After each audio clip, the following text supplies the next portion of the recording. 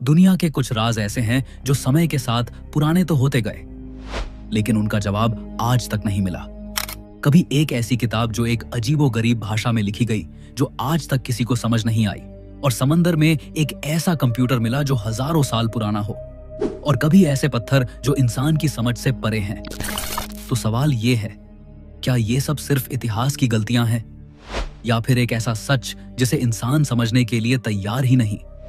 आज हम चलेंगे एक ऐसे सफर पर जहां हम दुनिया के सबसे रहस्यमय राजों को एक्सप्लोर करेंगे, ऐसी चीजें जिनका जवाब आज तक किसी के पास नहीं।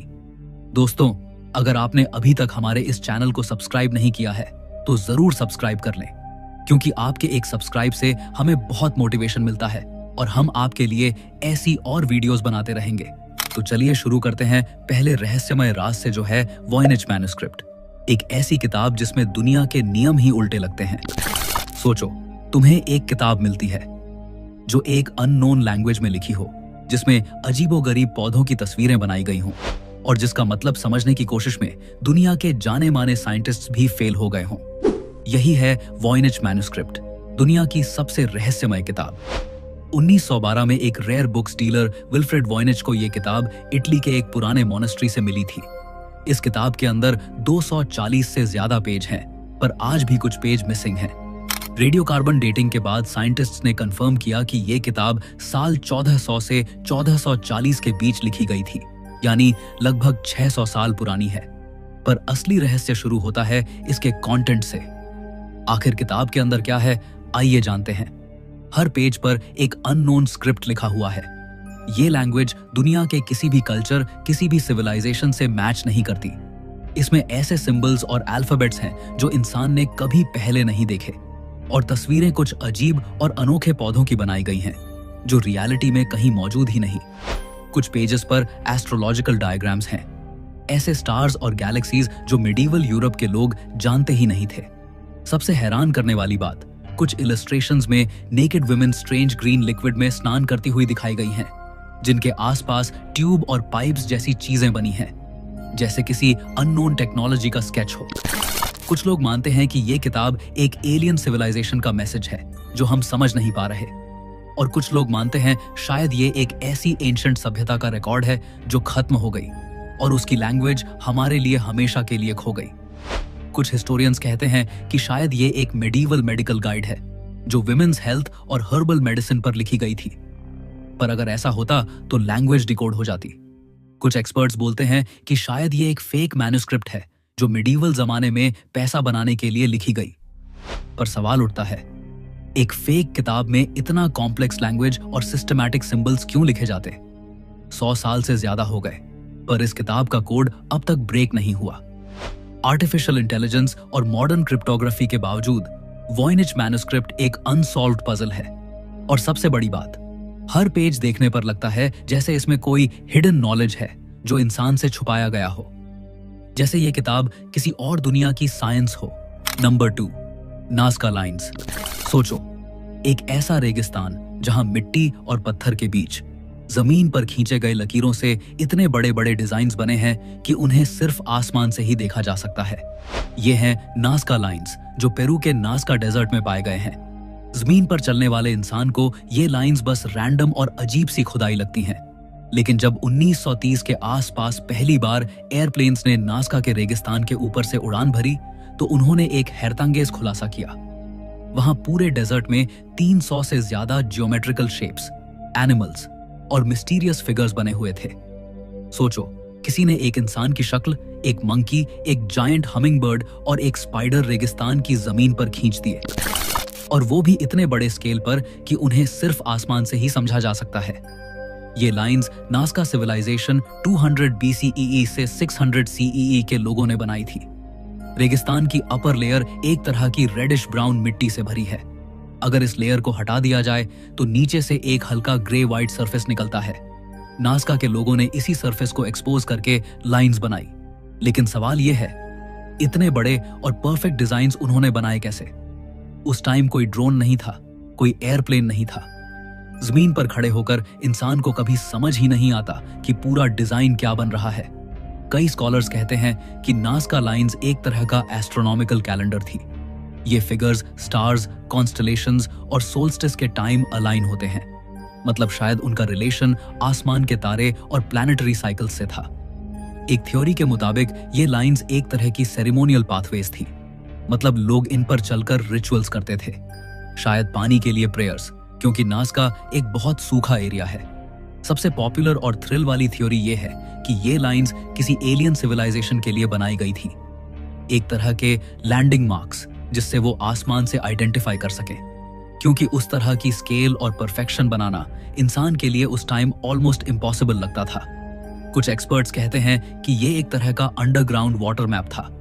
नाज़का के लोग शायद दिखाना चाहते थे कि कौन से एरियाज के नीचे पानी अवेलेबल है। नाज़का लाइंस आज भी वैसे ही सेफ हैं जैसे 2000 साल पहले बनाए गए थे। रेगिस्तान का ड्राई क्लाइमेट और विंड्स की कमी की वजह से ये लकीरें कभी मिटती नहीं। यूनेस्को ने इन्हें वर्ल्ड हेरिटेज साइट डिक्लेयर किया, लेकिन मिस्ट्री अब तक वही की वही है। क्या ये डिवाइन प्रेयर्स थी, एक कैलेंडर था, या फिर एलियंस के लिए मैसेज? सोचो, एक पूरा सिविलाइजेशन ऐसे डिजाइन्स बनाता है जो खुद जमीन से कभी देख ही नहीं सकता। मतलब उन्होंने ये किसके लिए बनाया था? Number 3, pyramids of Giza. सोचो, एक ऐसा स्थान जो हजारों सालों से दुनिया के सबसे बड़े राज अपने अंदर छुपाए बैठा है। गीजा के पिरामिड्स। ये पिरामिड्स सिर्फ एक मकबरा या आर्किटेक्चर का कमाल नहीं है, बल्कि एक अनसॉल्व्ड मिस्ट्री का समुद्र है। सबसे ज्यादा डिस्कशन होती है ग्रेट पिरामिड ऑफ खुफू के अंदर छुपे हुए सीक्रेट चैम्बर्स के बारे में। जब इस पिरामिड का कंस्ट्रक्शन हुआ था लगभग 4500 साल पहले, तब उसे इतनी एक्यूरेसी के साथ बनाया गया था कि आज के मॉडर्न इंजीनियर्स भी हैरान हो जाते हैं। 2017 में एक scientific project scan pyramids mission ने एक ऐसा डिस्कवरी किया जिसमें म्योन रेडियोग्राफी टेक्निक का यूज हुआ। ये एक तरह की कॉस्मिक रे इमेजिंग है जो वॉल्स के अंदर छुपे स्पेसेस को डिटेक्ट करती है। और तब साइंटिस्ट्स ने कंफर्म किया कि खुफू के पिरामिड के अंदर एक बड़ा हिडन वॉइड एग्जिस्ट करता है, लगभग एक कमर्शियल एयरप्लेन जितना लंबा।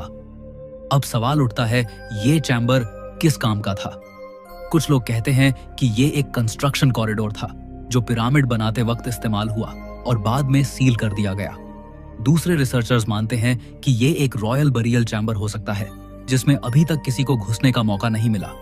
और कुछ थ्योरिस्ट्स का मानना है कि ये चैम्बर एंशिएंट टेक्नोलॉजी या फराओ के खजाने का सीक्रेट वॉल्ट हो सकता है। और मिस्ट्री और गहरी तब हो जाती है जब ये पता चलता है कि पिरामिड के अंदर आज तक ऐसे नैरो शाफ्ट्स और कॉरिडोर्स भी हैं जिनका पर्पज किसी को समझ नहीं आया। जैसे एक शाफ्ट डायरेक्टली स्टार्स की अलाइनमेंट में बना हुआ है, जो इस बात की तरफ इशारा करता है कि इजिप्शियंस का एस्ट्रोनॉमी और आफ्टर लाइफ के साथ गहरा कनेक्शन था। पिरामिड्स के अंदर के चैम्बर्स का राज अभी तक पूरी तरह सॉल्व नहीं हुआ। आज भी वहां एक्सपेरिमेंट्स और स्कैनिंग चल रही है, लेकिन अंदर फिजिकली एंटर करने की परमिशन नहीं दी जाती क्योंकि वो स्ट्रक्चर डिस्टर्ब हो सकता है। सोचो, अगर एक दिन ये चैम्बर्स ओपन हो गए तो क्या हमें एक खजाना मिलेगा, या फिर ऐसी नॉलेज जो इंसान की हिस्ट्री को हमेशा के लिए बदल दे? पिरामिड्स के अंदर छुपा ये सीक्रेट चैम्बर अभी भी दुनिया का एक ऐसा राज है जो हर जनरेशन को चैलेंज करता है। Number 4, Easter Island Moai statues. Pacific Ocean के बीच एक छोटा सा आइलैंड है ईस्टर आइलैंड, और यहीं खड़े हैं वो अजीब और बड़े बड़े मोआई स्टैच्यूज जिन्हें देखकर हर इंसान हैरान रह जाता है। वहां जमीन पर 13 फीट से लेकर 30 फीट तक के पत्थर के इंसान जैसे चेहरे खड़े हैं। कुछ का वेट 80 टन तक है, और ये सब स्टोन टूल्स से बनाए गए थे। मतलब ना कोई मशीन ना आयरन, सिर्फ प्रिमिटिव टूल्स। सबसे बड़ी दिक्कत यह है कि इतने बड़े पत्थर काटकर उन्हें माउंटेन के क्वेरी से लेकर किलोमीटरों दूर तक कैसे ले जाए गए।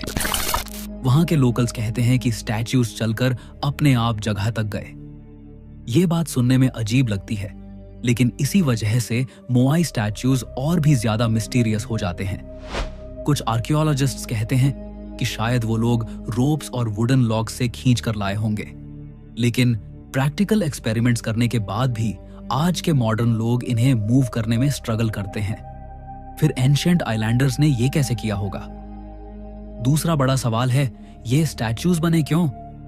कुछ लोग कहते हैं कि ये एंसेस्टर्स की स्पिरिचुअल गार्डियंस हैं जो आइलैंड की रक्षा करते हैं। दूसरे कहते हैं कि ये पावर और अथॉरिटी दिखाने का एक तरीका था। और कुछ थ्योरीज ये भी कहती हैं कि शायद ये एक लॉस्ट सिविलाइजेशन का हिस्सा थे जो एडवांस थी और अपने साथ अपना नॉलेज लेकर गई। और भी डरावनी बात यह है कि रिसर्चर्स कहते हैं इन स्टैच्यूज के नीचे पूरे बॉडीज भी हैं, सिर्फ हेड्स नहीं। जमीन के अंदर दबे हुए बड़े टॉर्सो पार्ट्स भी मिलते हैं जो बताते हैं कि स्टैच्यूज असल में इंसान के पूरे शरीर का रिप्रेजेंटेशन थे। मतलब सेंचुरीज तक लोग समझते रहे कि ये सिर्फ बड़े हेड्स हैं, लेकिन सच और भी गहरा निकला। रात के वक्त जब हवा तेज चलती है और समुद्र की लहरों की आवाज आती है, मोआई स्टैच्यूज एकदम जिंदा जैसे लगते हैं, जैसे वो अपनी आंखों से तुम्हें घूर रहे हों। Number 5, Bermuda triangle.